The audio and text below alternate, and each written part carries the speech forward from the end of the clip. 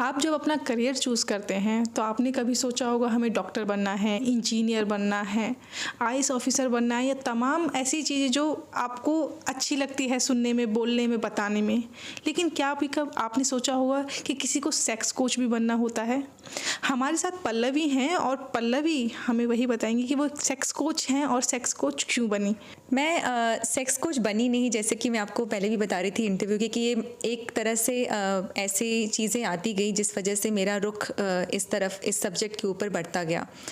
तो मेरी एक नॉर्मल पैदाइश हुई थी, नॉर्मल अपब्रिंगिंग थी, जिसमें मैं अपना एमबीए करके एक नॉर्मल जॉब कर रही थी और शादी हो गई थी। पर किन्हीं वजहों से वो शादी नहीं चली और उसके बाद जब मैं शादी से बाहर निकली तो मैंने अपना स्टेटस काफ़ी क्लियर रखा था कि मैं एक सिंगल मदर हूँ। और मेरे साथ पहला इंसिडेंट तब हुआ था जब मैं जिस ऑर्गेनाइजेशन में काम करती थी वो एक ग्लोबल ऑर्गेनाइजेशन है। उसमें मतलब आप समझ सकते हैं ग्लोबल ऑर्गेनाइजेशन में जो पॉलिसीज़ होती हैं वो कितनी कड़ी होती हैं और कितनी एम्प्लॉय फ्रेंडली भी होती हैं। बावजूद इसके उस कंपनी के एचआर मैनेजर ने मेरे फॉर्म में मेरे पर्सनल इन्फॉर्मेशन को एक्सेस किया, जहाँ ये लिखा हुआ था कि मैं डिवोर्स्ड हूँ। और एक दिन बातों ही बातों में उन्होंने मुझे कॉफ़ी पे बुलाया कि बाहर मिलते हैं, और कहीं ना कहीं उनका इंटेंशन भी, रात को उनके मैसेजेस आ रहे थे।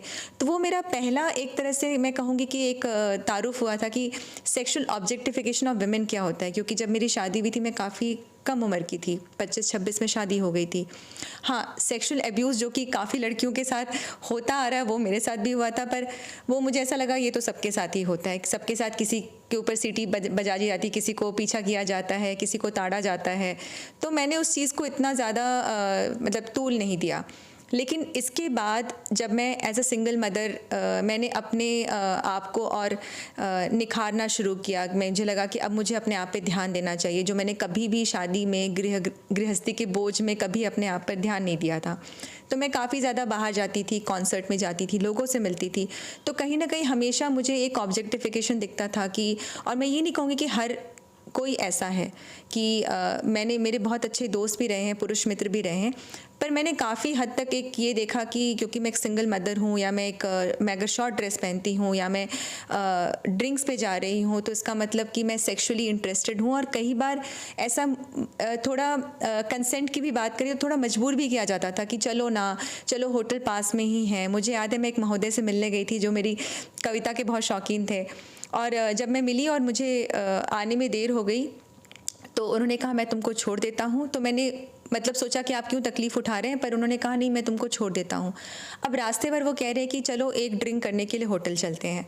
मैंने कहा नहीं, मुझे घर जाना है, मुझे देर हो रही है और मेरा बच्चा भी है, तो मैं समय पे पहुँचना चाहती थी। और हमारी कार आगे जा रही है, वो कह रहे हैं देखो अभी भी ज़्यादा दूर नहीं है, अभी भी अगर तुम्हारा अपना मन बदलना चाहती हो तो बदल लो। और ये सारे जो मर्द थे ये शादीशुदा थे, पहली बात कि इनके घर में वाइफ भी थी।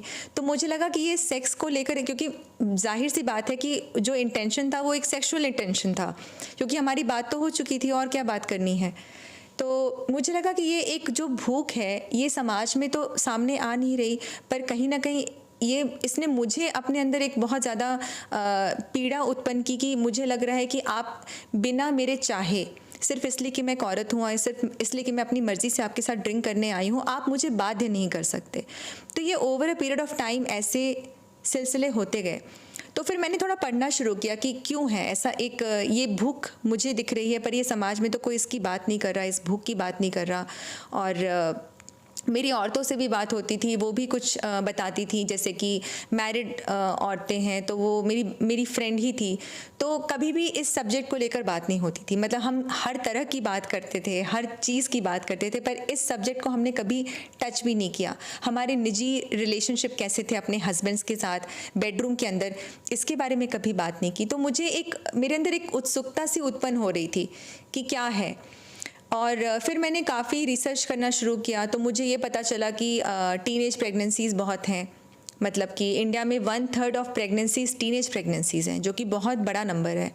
तो मैं कुछ गायनोकोलॉजिस्ट से मैंने मिलना शुरू किया, जानना शुरू किया कि आपके पास कैसे केसेस आते हैं, क्योंकि मेरा एक ये अंदेशा था कि क्योंकि लोगों के पास तो कोई है नहीं अवेलेबल इस बारे में बात करने के लिए, तो गायनोकोलॉजिस्ट के पास तो ज़रूर जाते होंगे।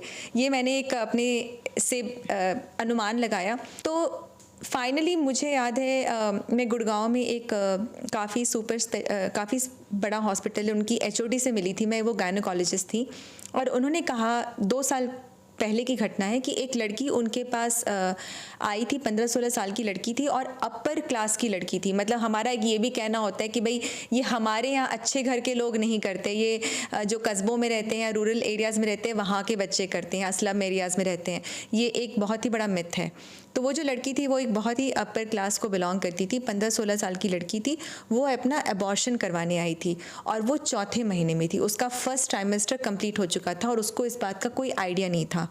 उसको पता चला जब उसके पीरियड्स मिस होने शुरू हुए। तो डॉक्टर ने कहा कि आप तो अंडर एज हैं, तो हम आपका एबॉर्शन नहीं कर सकते, आपका सर्जिकल एबॉर्शन होगा, तो आपको अपना गार्जियन कंसेंट लाना पड़ेगा। और उस लड़की के हवाएं उड़ गई। उसने कहा कि मैं तो अपने पेरेंट्स को बता ही नहीं सकती, मेरे पेरेंट्स मुझे मार डालेंगे, ये उसका कहना था। और उसने बहुत ही मतलब रोते हुए ये बोला, जो मुझे गायनोकोलॉजिस्ट बता रही थी कि मेरा कल बोर्ड का एग्ज़ाम है, आप मुझे कुछ भी करके आप मुझे कर दो, मैं बहुत डरी हुई हूँ। पर उनके भी हाथ बंधे हुए थे लीगली। तो मुझे यही लगा कि आज एक तो पहली बात इसमें एक औरतों का डिसएडवांटेज है कि मान लीजिए अगर ऐसा हुआ, अनप्रोटेक्टेड सेक्स हुआ या जो भी हुआ, इसमें कहीं ना कहीं बायोलॉजिकली एक मेल को फिर भी एडवांटेज है कि आज उसको ये चीज़ हो सकता है, कल को अगर ये बाहर आए तो हो सकता है उस लड़के पे भी एक मेल के लिए क्वेश्चन आए। पर क्योंकि एज अ फीमेल, क्योंकि उसके गर्भ में वो बच्चा पल रहा है, तो उसकी जिम्मेदारी डबल हो गई। मतलब एक रिलेशन जो 2 कंसेंशुअल मतलब बच्चों ने ही किया, मैं समझती हूँ कंसेंट तो यहाँ पर कंसेंट नहीं माना जाता, अंडर एज कंसेंट नहीं माना जाता, पर इसमें भी लड़की को दुगना खामियाजा भुगतना पड़ा क्योंकि वो लड़की है, क्योंकि उसके पेट में बच्चा है। और क्या ये इतनी बड़ी गलती है कि जैसा उसको लगा कि मेरे माँ बाप मुझे मार डालेंगे? मुझे नहीं लगता ये इतनी बड़ी गलती है कि किसी को अपनी जान के बारे में सोचना पड़ जाए, क्योंकि वो बच्ची है, उसको सेक्स एजुकेशन नहीं मिला, और अगर उससे कोई गलती हुई मान लीजिए, तो क्या उस गलती के लिए उसको इतनी बड़ा सज़ा मिलनी चाहिए कि वो अपने बोर्ड एग्ज़ाम के एक दिन पहले बिना अपने माँ बाप को बताए घूम रही है? तो अभी पल्लवी आप क्या क्या करती हैं, और अगर किसी को इंट्रोड्यूस आपको करना हो तो आप किस तरह से अपने प्रोफेशन को बताती हैं? हाँ, तो मैं थोड़ा ना कई बार तो मैं जैसे मैं बोलती हूँ, इंटीमेसी कोच बोलती हूँ कि जब मैंने सेक्सुअलिटी के बारे में पढ़ना शुरू किया और काम करना शुरू किया, तो मुझे लगा ये हमारे रिश्तों से भी बहुत हद तक जुड़ा हुआ है कि अगर एक कपल है या पार्टनर है, उनका आपस में रिलेशनशिप ठीक नहीं है, तो उनकी सेक्स लाइफ भी कई हद तक ठीक नहीं होती। और सेल्फ के साथ भी एक रिलेशनशिप होता है। जैसे कई सारी महिलाएं मैंने देखी हैं कि वो अपने आप में ही इतनी ज़्यादा शेम फील करती है अपनी सेक्सुअलिटी को लेकर कि वो, तो मुझे लगा रिलेशनशिप और सेक्सुअलिटी का बहुत ही गहरा ये है, कनेक्शन है। तो मैंने इंटीमेसी जो वर्ड है, और एक वेस्ट में भी एक कोच है मिशेल बोहेम, वो भी एक इंटीमेसी कोच है। तो मुझे लगा कि इंटीमेसी जो वर्ड है ये बहुत ही एक सुकून देने वाला शब्द है। मतलब कई बार सेक्स को सुनकर भी लोग ऐसे हो जाते हैं, लेकिन क्या होता है कि it also depends on context, कि जैसे आप सेक्सुअलिटी की बात होती है तो मैं वहाँ पे कई बार लोग, जैसे मैं जाती हूँ फोरम्स में जाती हूँ, मैं किसी ऐसे इशू पे बात करती हूँ तो मैं कहती हूँ I am an expert in sexuality और इंटीमेसी। तो अभी भी वेस्ट में क्या हो रहा है कि जैसे इंडिया में सेक्सोलॉजिस्ट होते हैं और रिलेशनशिप होते हैं, पर वेस्ट में एक इंटीग्रेटेड थीम इमर्ज हो रही है। वहाँ पे काफ़ी सारे जो सीनियर थेरेपिस्ट हैं या जो प्रैक्टिशनर्स हैं वो कह रहे हैं कि कपल थेरेपी और सेक्स जो है, कपल और सेक्सुअलिटी, ये आपस में इंटीग्रेटेड होना चाहिए, जो कि मेरा भी मानना है। तो इंटीमेसी मुझे लगता है ये सबसे ज़्यादा रेलेवेंट है इस फील्ड के लिए। केसेस तो बहुत ही आते हैं। जैसे अभी आप जब इंट्रोड्यूस भी कर रही थी कि क्या कभी आप सोचें कि ऐसा आप प्रोफेशन चुनना चाहेंगे, मैंने भी नहीं चुना था। मैं ब्लॉगिंग करना शुरू किया था और जब मेरे पास केसेस आने शुरू हुए, लोग मेरे पास आ रहे थे और मैं उस समय मैं क्वालिफाइड भी नहीं थी इस सब्जेक्ट को लेकर। तो मैंने यही कहा कि आप मेरे पास क्यों आ रहे हैं? तो उन्होंने कहा हम किसी से बात नहीं कर सकते, और अगर हम बात करेंगे तो हमें जज किया जाएगा। हमें लगता है कि आप इस सब्जेक्ट पे बात कर रही हैं तो आप हमें जज नहीं करेंगी। तो वो जो जजमेंट था वो इतना बड़ा स्टिग्मा है कि उसके आगे जाना यही इतना मुश्किल है कि मैं उस जजमेंट से कैसे क्रॉस करूं। तो बहुत सारी इश्यूज आते हैं, जैसे कि एक पुरुष है जिनको फैंटेसीज आती, कई सारी तो फॉरबिडन चीज़ें होती हैं, जैसे सेक्सुअलिटी तो अपने आप में ही इतना एक टैबू सब्जेक्ट है। तो एक काफ़ी सारे लोग आते थे अपनी फैंटेसीज़ के बारे में बात करने के लिए कि हमें किसी और को लेकर फैंटेसी होती है, या हम अपने पार्टनर के साथ तो खुश हैं पर हमको फैंटेसीज़ आती हैं, तो क्या ये गलत है। कुछ महिलाएं आती हैं वैजिनिस्मस को लेके कि भाई हमें पेन होता है सेक्सुअल इंटरकोर्स में। मतलब एक इंसिडेंट था इसी चीज़ को लेकर, और ये बताता है कि कितना ज़्यादा इग्नोरेंस है कि ये महिला है जिन्हें वैजिनिस्मस है, जिन्हें एक्सट्रीम पेन है वाइल हैविंग इंटरकोर्स, और इस वजह से उनकी शादी को 2 साल हो गए थे और वो अटेम्प्ट नहीं कर पा रही थी। और उन दोनों में से किसी ने नहीं सोचा कि डॉक्टर के पास जाना चाहिए इस चीज़ को लेकर। तो उनके हस्बैंड को ये लगा कि वो बहाना बना रही हैं। तो एक दिन उन्होंने बिल्कुल अपने मन को मजबूत करके, उन्होंने यही मुझे लिखा कि मैंने अपने मन को किसी तरह मजबूत करके तैयार किया और मुझे इतना दर्द हुआ, लेकिन मैंने ये चीज़ होने दी, और उसके बाद फिर मेरा मन और टूट गया। तो मेरे पति ये कह रहे कि तुम्हारा तो मुझसे आकर्षण ख़त्म हो गया है, और वो इतनी ज़्यादा परेशान थी। तो मुझे लगा कि ये चीज़ें, क्योंकि ना इंडिया में क्या है, स्टिग्मा बहुत है कि गायनेकोलॉजिस्ट के पास भी नहीं जा सकते इस चीज़ को लेकर कि सेक्स लाइफ के बारे में बात करनी है। ये इतना बड़ा टैबू है कि एक बहुत ही कॉमन सेंस मैं कह सकती हूँ कि अगर आपको पेन हो रहा है अपनी बॉडी में तो आपको इसको लेकर डॉक्टर के पास जाना चाहिए, फिर भी लोग नहीं जाते हैं। सेक्सलेस मैरिजेस, ये इतना बड़ा इशू मतलब मैं देख पा रही हूँ कि मतलब ये तो रिसर्च में कहा गया है कि 1 in 5 marriage is a sexless marriage, ये रिसर्च के अकॉर्डिंग कहा गया है। पर मेरा मानना है, जो मैं प्रैक्टिस में देख रही हूँ, ये बहुत बड़ा नंबर है जहाँ पे हस्बैंड और वाइफ साथ में तो रह रहे हैं, उनकी घर की चीज़ें हो रही हैं, ड्यूटीज़ हो रही हैं, बच्चे संभाले जा रहे हैं, पर आपस में सेक्सुअल रिलेशनशिप नहीं है। आपसी झगड़े भी बहुत हैं। एक अभी जो मैं कपल्स देख रही हूँ जिसमें जैसे कि अब फेमिनिज़म भी आया है, लेकिन हमारी मैरिज उस हिसाब से डेवलप नहीं हुई कि हमारी जो फेमिनिस्ट लड़कियां हैं, जिनके जो राइट्स हैं, जो कि बिल्कुल जेन्युइन राइट्स हैं, उस चीज़ को मतलब उस चीज़ को कंसिडर किया जाए। तो ये सारे जो इश्यूज़ हैं, मैं जूम मीटिंग्स भी करती हूँ, इनको कोच करती हूँ। तो आप कैसे टैकल करती हैं, क्या समझाती हैं उन्हें जब आपके पास इस तरह के केसेस आते हैं? पहले तो एक कम्युनिकेशन गैप बहुत होता है। क्या होता है कि हम रिलेशनशिप में आते तो हम सामने वाले को ओपोनेंट समझते हैं कि वो हमें उसे जीतना है। तो मैं उनको ये समझाती हूँ कि ये देखिए, ये यू वर्सेस मी वाला फाइट नहीं है, ये आपको कोई जंग नहीं जीतनी है। आपको ये समझना ये आपका कॉमन रिलेशनशिप है। जीतेंगे तो आप दोनों जीतेंगे, हारेंगे तो आप दोनों ही जीतेंगे। तो आपको वी अप्रोच में लाना, और काफ़ी सारी इसमें टेक्निक्स होती हैं। जैसे एक टेक्निक होती है जिसमें हम उनको कहते हैं आप सुनिए, पहले अपने पार्टनर को सुनिए कि वो क्या कहना चाह रहे हैं।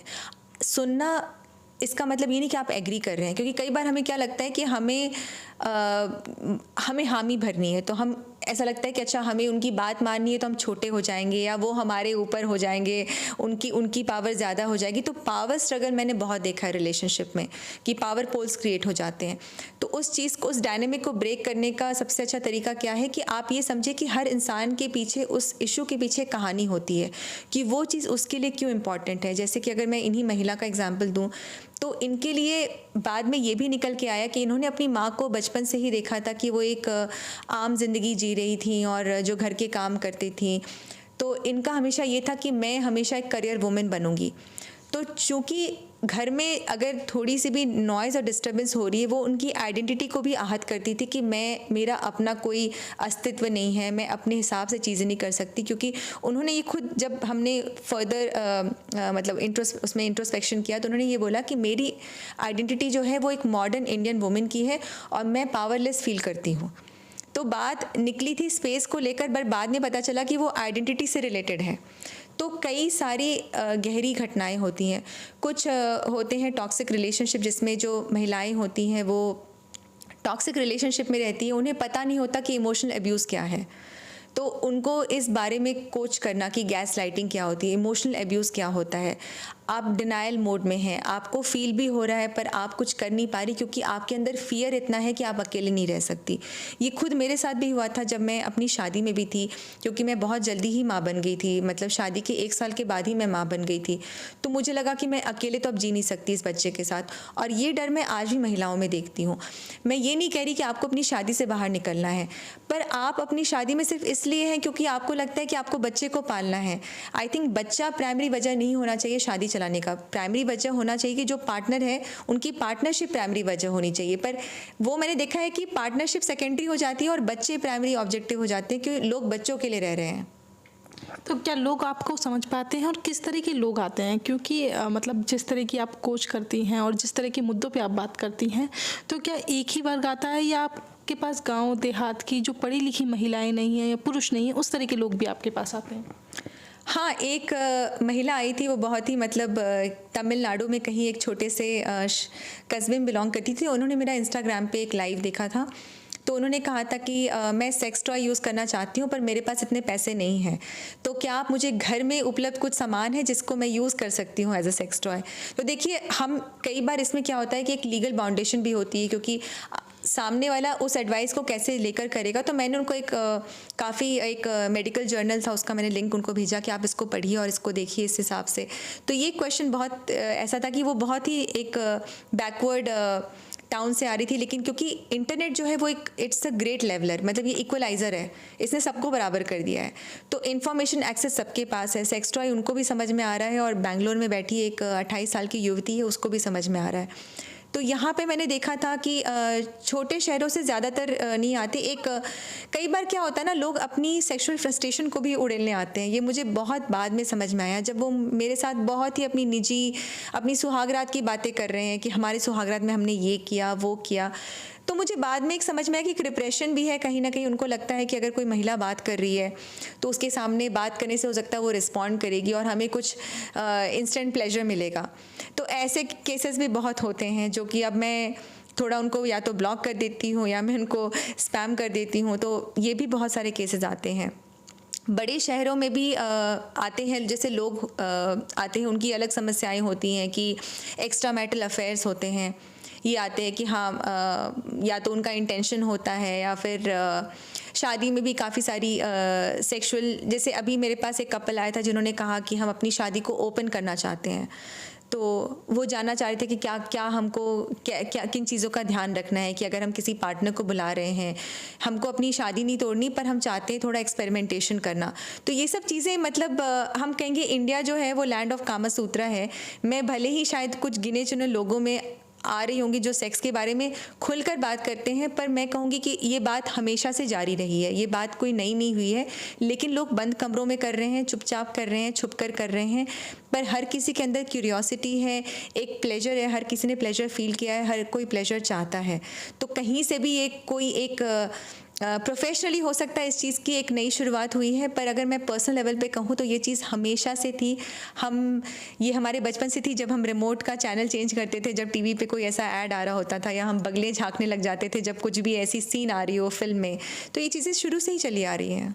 जी बिल्कुल, आप एक महिला हैं तो आपको इस तरह के जब केस हैंडल करते हैं, आपने कहा कि कई सारे जो पुरुष हैं, जो मेल हैं, आपको कई उल्टा सीधा भी कहते हैं जी। तो जब ये चीज़ें परिवार में जाती हैं तो उसको आप कैसे जो है सॉल्व करती है कि परिवार में आप किस तरह से इस चीज़ को बताती हैं?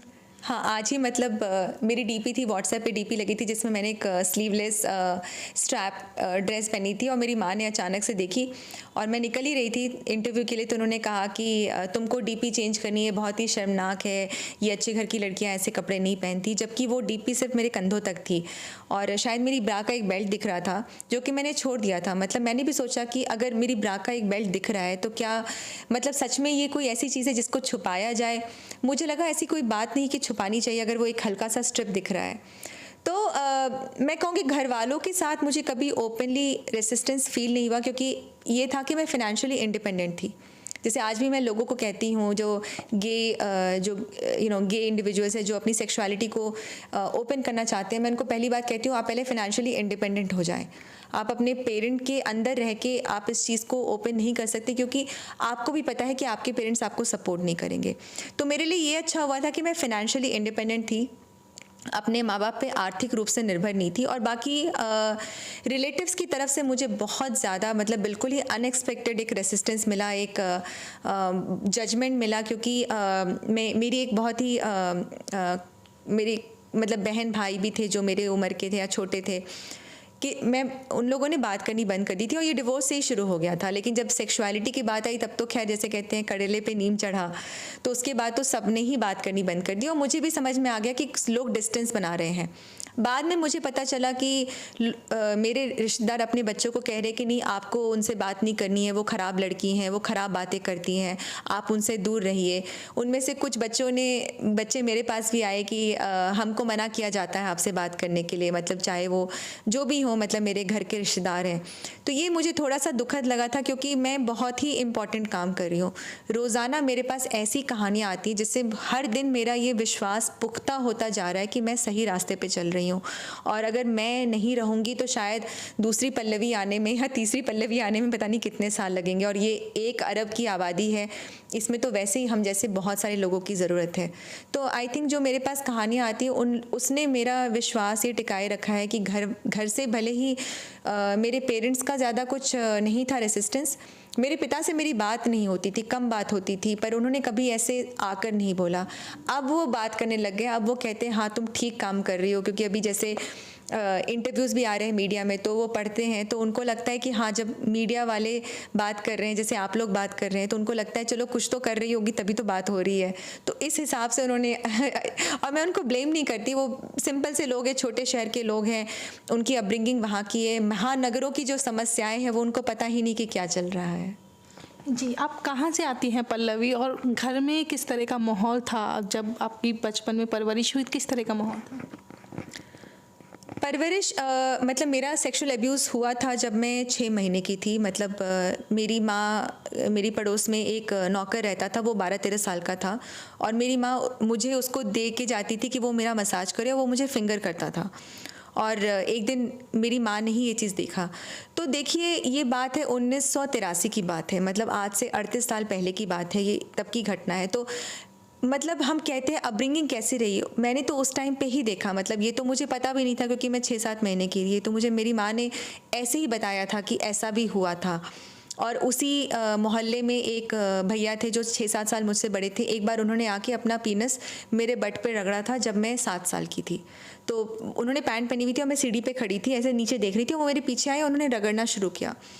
स्कूल में भी एक बार मेरे साथ ऐसा हुआ था कि मैं कंप्यूटर सीख रही थी और मैं कीबोर्ड पे ऐसे चला रही थी। उस टाइम पे बड़े बड़े कंप्यूटर्स आते थे, तो मैं ऐसे बैठी थी और मेरे कंप्यूटर टीचर पीछे आकर उन्होंने बिल्कुल मुझे घेर लिया और थोड़ा उन्होंने मुझे दबाया।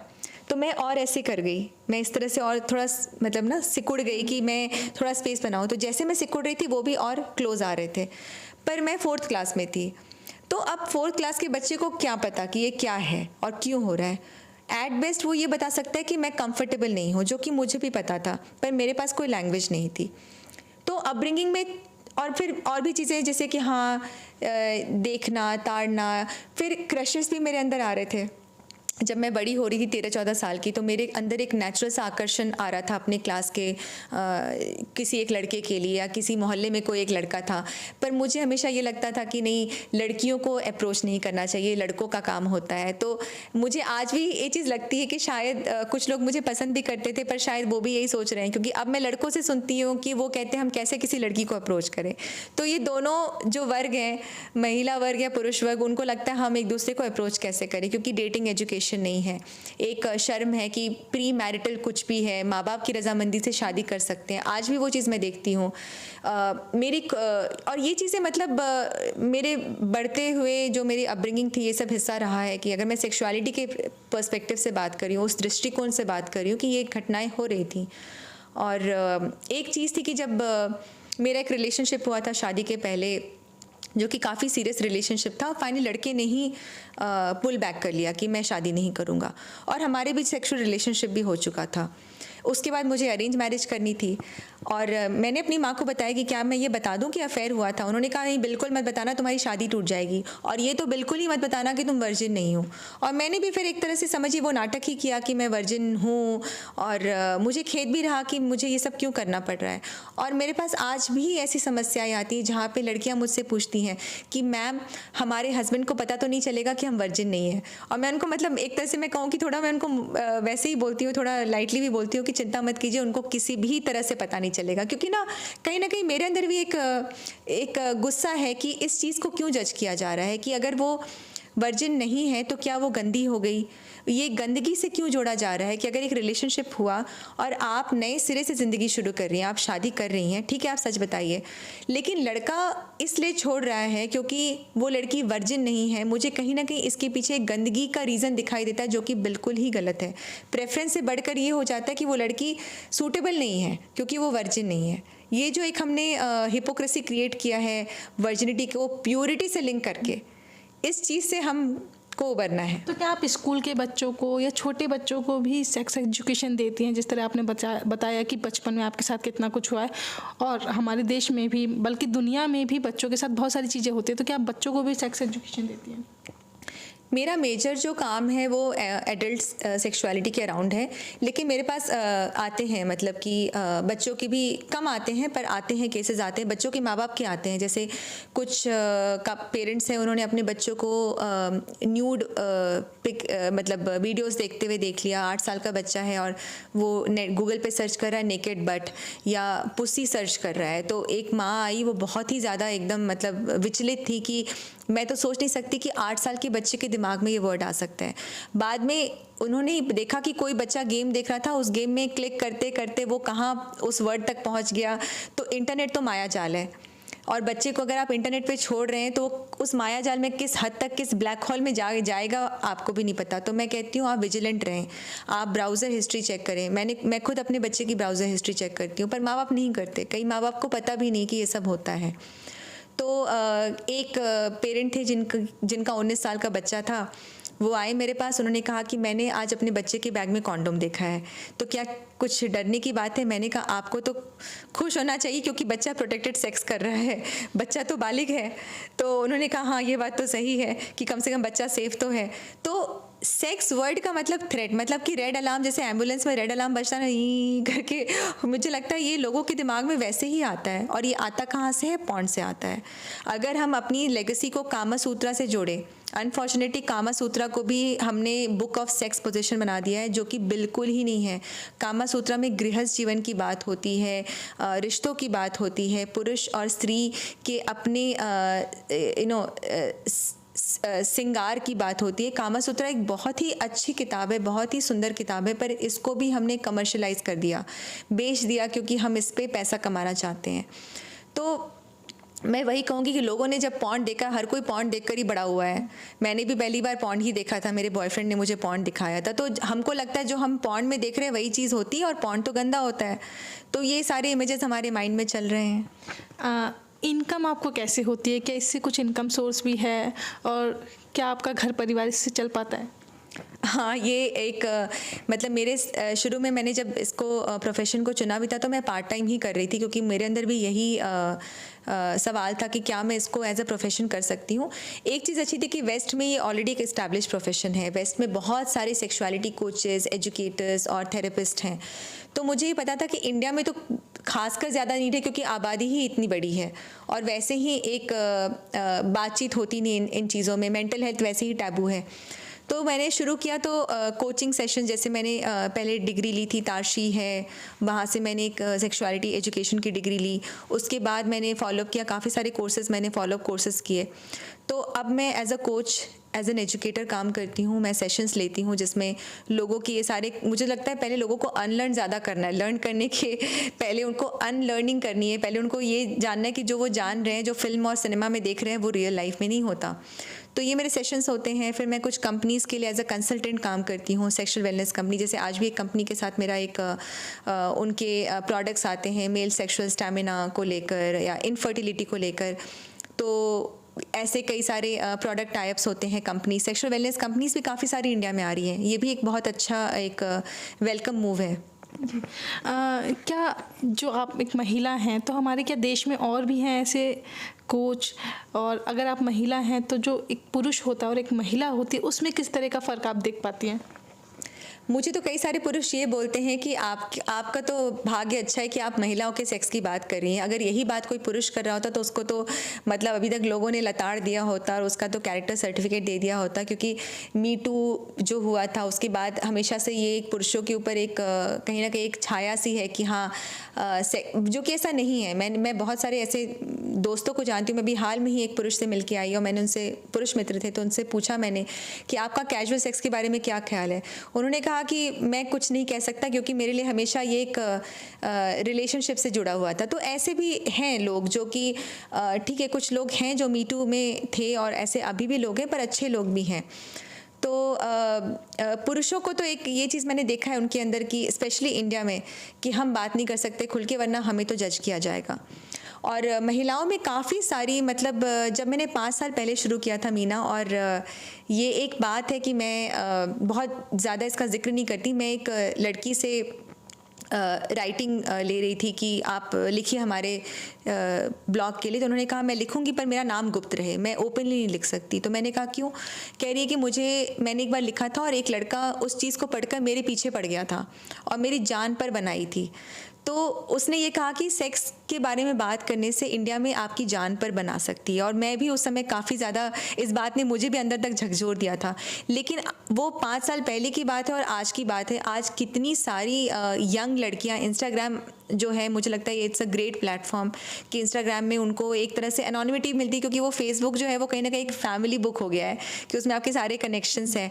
इंस्टाग्राम में वो अपनी आइडेंटिटी क्लोजली थोड़ा वो हिडन भी रख सकती हैं। जैसे मान लीजिए अनीशा 001 है या एनी 21 है या टॉक यू नेवर गॉड, मतलब बहुत सारे ऐसे यंग लड़कियां हैं जो कि खुल कर बात कर रही हैं, सेक्स टॉयज़ की बात कर रही हैं।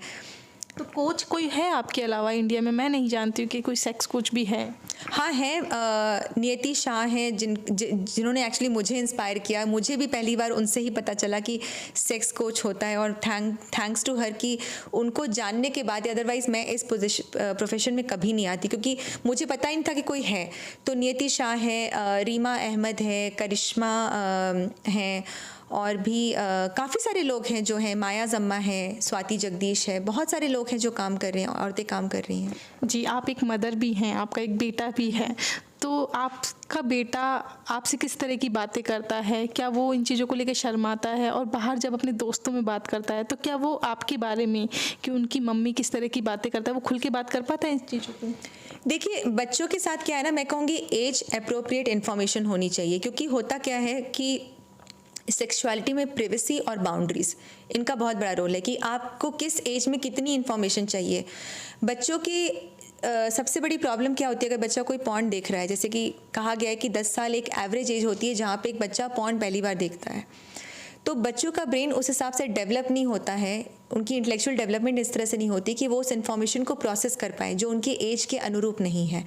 तो मैं भी अपने बच्चे को मैंने उतनी ही जानकारी दी है जो उसके एज के अनुरूप है। जैसे कि उसको पता है कि उसकी माँ सेक्सुअलिटी एजुकेटर है। सेक्सुअलिटी से वो क्या समझता है? वो समझता है हमारी बॉडीज़ होती हैं जो हमारी सेक्सुअलिटी का पार्ट होती हैं, और हम एक दूसरे के साथ, जैसे हम एक दूसरे को हैंड होल्ड कर रहे हैं तो वो अफेक्शन होता है। और एक बार उसने मुझसे ये भी पूछा था कि मैं कहाँ से आया, कि मैं, और ये क्वेश्चन बहुत बच्चे पूछते हैं कि मैं आया कहाँ से। तो हम उनको बोल देते हैं आप मंदिर में भगवान से प्रार्थना की, या बाबा जी का गिफ्ट है, या कुछ भी बोल देते हैं कि डॉक्टर ने गिफ्ट कर दिया। ऐसे भी केसेस मेरे पास आते हैं। माएँ आती है, पूछती है हम क्या बोले, हमारे बच्चा ये पूछ रहा है। जैसे एक माँ थी, वो प्रेग्नेंट थी और उनका बेटा था, तो उसने पूछा मम्मी ये अंदर कैसे गया बच्चा, क्योंकि बच्चा बड़ा हो गया, तो उसे अंदर कैसे गया और ये बाहर कैसे आएगा। तो मेरे बच्चे ने पूछा मैं कहाँ से आया, तो मैंने कहा कि देखो बेटा, आपकी मम्मी की बॉडी से एक सीड निकला, आपकी डैडी की बॉडी से एक सीड निकला, और वो दोनों सीड जब मिले तो फिर एक जाइगोट बना, और फिर वो बड़ा होकर आप बने। उसके बाद उसको मतलब ही नहीं है कि उसको जानना ही नहीं है। हमें लगता है बच्चे और पूछेंगे, बच्चों को इतना इंटरेस्ट नहीं है। बच्चों के छोटे सवाल होते हैं, उनके छोटे आंसर्स होते हैं। हमें लगता है कि अगर हमने ये बोला तो उसके दिमाग में और उथल पुथल होगी और उत्सुकता होगी, पर ऐसा कुछ नहीं होता। बच्चे जो है वो जितनी जानकारी चाहिए आप उतनी ही दीजिए, और उसके बाद वो अगर होगा आप ओपन रखिए। जैसे मैंने अपने बच्चे के साथ वो चैनल ओपन रखा है कि वो कभी भी आके कुछ बात कर सकता है। जैसे अभी मैंने कुछ दिन पहले, कुछ हफ्ते पहले मेरा बच्चा अपने पीनस को टच कर रहा था। मेरी माँ ने देखा और मेरी माँ चिल्ला दी, तुम ये क्या कर रहे हो? मैंने कहा कि तुम अपने कमरे में जाओ और अपने आप को टच करना चाहते हो। ये हर बच्चे के साथ होता है कि वो जब बड़ा हो रहा था उसको अपनी बॉडी को एक्सप्लोर करना है, वो देखना चाहता है कि मेरी बॉडी में क्या क्या है। पर हमें गंदगी हमारे दिमाग में भरी है, हमें लगता है बच्चा तो कहीं सेक्स के बारे में तो नहीं सोच रहा। बच्चे के लिए अपनी बॉडी को टच करना बिल्कुल नॉर्मल है। आप उनको ये बता सकते हैं कि प्राइवेसी बता सकते हैं, बाउंड्रीज बता सकते हैं कि एक प्राइवेट एक्ट है, ये आपकी प्राइवेट बॉडी है, आप इसको अपने रूम में जाके अपने आप को टच कीजिए, आपको देखना है। लेकिन हम कहते हैं ये क्या कर रहे हो, या हम शेम करते हैं कि शेम है, और वो चीज़ बड़े होने तक वो ऐसा कुंठा बन जाता है कि या तो वो सेक्सुअली रिप्रेस हो जाता है या उसे कुछ पता नहीं है। कई ऐसे बच्चे, मैं एक डॉक्टर शैलेंद्र के साथ मेरा इंटरव्यू था एक, तो मैं उनसे बात करी थी। उन्होंने कहा कि कई सारे ऐसे मर्द हैं जिन्होंने बचपन में कभी भी मैस्टरबेशन नहीं किया, टीनेज में भी मैस्टरबेशन नहीं किया, और आज वो नपुंसकता का शिकार है। क्योंकि अगर कोई बच्चा मैस्टरबेशन नहीं कर रहा है, मतलब 11, 12, 13, 14, 15 जो भी आपका साल है, उसने कभी टच नहीं किया क्योंकि वो गुड बॉय बना हुआ है, तो बड़े होने के बाद उसका ऐसा देखा गया है कि पीनस इतना ज़्यादा सेंसिटिव हो जाता है कि जब भी वो वजाइना को टच करता है वो अपना इरेक्शन लूज़ कर देता है, और इस वजह से डिवोर्सेस हो रहे हैं। तो मतलब मैंने कहा कि भाई आप ये भी देखिए, हम बच्चों के लिए सब कुछ करना चाहते हैं कि हम चाहते हैं कि ऐसे जो ये पुरुष है जिसके ऊपर आज इतना बड़ा टॉर्चर हो रहा है कि वो नपुंसक हो चुका है, उसकी पत्नी उसको छोड़ चुकी है, उसका डिवोर्स हो रहा है, उसकी गलती कहाँ थी? गलती ये थी कि सेक्स एजुकेशन उसे मिला नहीं टाइमली। तो सेक्स एजुकेशन कितना ज़रूरी है ये आपने देखा, और हमारे साथ पल्लवी थी जिन्होंने तमाम सारी बातें की। मीना कोटवाल के साथ आप देख रहे थे द मूक नायक।